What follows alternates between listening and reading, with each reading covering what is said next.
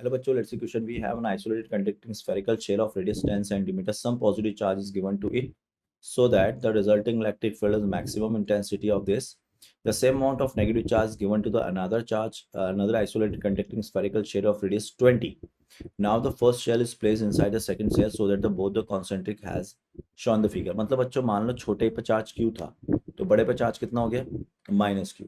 अब हमने इन दोनों को क्या कर दिया कनेक्ट कर दिया. तो हम कनेक्ट करेंगे तो क्या होगा the total inner charge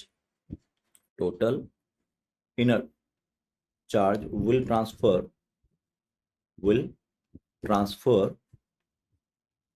to the outer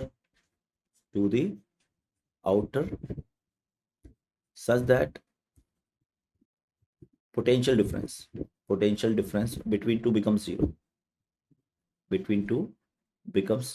तो पोटेंशियल डिफरेंस दोनों के बीच में हम जानते हैं कंडक्टिंग वायर से कनेक्ट करते हैं चार्ज तब तक फ्लो होता है जब तक कि वोल्टेज बराबर नहीं हो जाता. वोल्टेज बराबर होने का मतलब वोल्टेज जीरो होगा.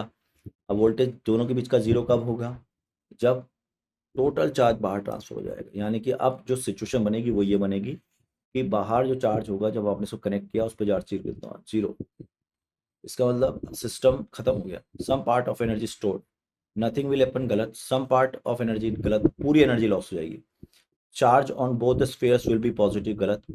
The entire amount of the energy stored in the system will convert into form of heat और heat किसके across आएगी I square into R across the resistance. So right answer of question is fourth. All the best.